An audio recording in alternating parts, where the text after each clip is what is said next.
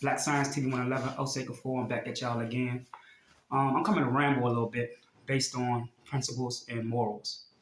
A lot of people that's free thinkers, who's evolving, changing, trying to eat better, think better, be around better people. I know what you're dealing with. I know what you're going through because I went through it. But the last thing to evolving and knowing is knowing how to let go, knowing when to let go. Or certain people that you feel obligated to in your life, whether they're family, whether they're friends, because all these are just titles. They're all titles. Never let anybody disrespect you for wanting to do better, for changing. Never feel guilty for wanting to do what you're here to do.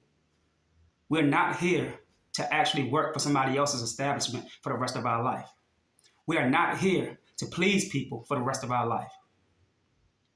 We are here to learn. We are here to grow.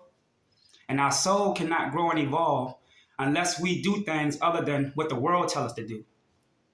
And to you Christians, you read the Bible, you know what I'm talking about. It said, be not of the world, but be ye transformed by the renewing of the mind.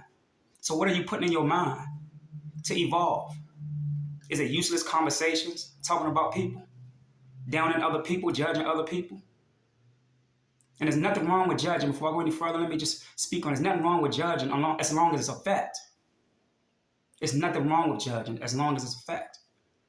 If it's the truth and people go off emotionalism, when you're trying to give them that truth, then you're supposed to cut that person off or cut those people off. Change your circle. Just like when you put clothes on. You don't like how you look in the mirror with those clothes on? You change them. Just like the people in your life. If they don't add up to the uniformity of your principles and your moral values, change them. If they're not helping you grow, change them. Stop feeling obligated to people that you feel close to you because you've been knowing them for 20 and 30 years. I don't care who they are. Everything in life, everything in nature has to change. Even the seasons change. Everything is in consistent rotation. Even the cells in your body. In order for you to even operate in your anatomy properly and intelligently, everything in your anatomy has to move properly. And what you put in your anatomy has to be proper intelligence in order for your anatomy to move properly. Stop doing what other people want you to do. Move how you're supposed to move, especially if you got children. If you got children and you connect yourself to things that you know is going to hinder your health, right? Because money don't come before health. Because if you can't live to spend the money that you got, then it's meaningless. And not only that, research shows that when your health is bad or deteriorated, right, you have a mental health. Everything you eat has a lot to do with how you think, how you perceive, how you handle situations. In order for you to have bad health physically, you didn't calculate right mentally. Listen to what I just said. In order for you to have bad health physically, that means you didn't care about yourself enough to calculate right mentally. And this is why the crime rate is up. It has nothing to do with just drugs by itself. It has nothing to do with just ignorant people by itself. It has a lot to do with what we put in our bodies. The inside, right, shows before the outside.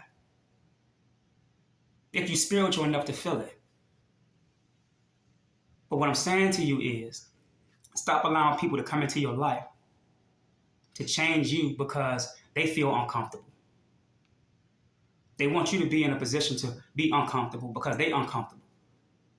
And if you got children and you got an attitude that we all gonna die one day anyway, then that means you don't love yourself or you don't love your children. Why not keep your health up so that you can establish more time on this earth with your children so you can see their grandchildren, see them get married, or whatever you want to do to establish a point with your children as far as morals and principles. We don't understand that the world that we live in today is a world that needs ignorance in order to exist. And when I say ignorance, I mean that you're not calculating enough to love yourself. Many of you say that you want somebody in your life to love. But when you look at your health, it shows that you don't love yourself.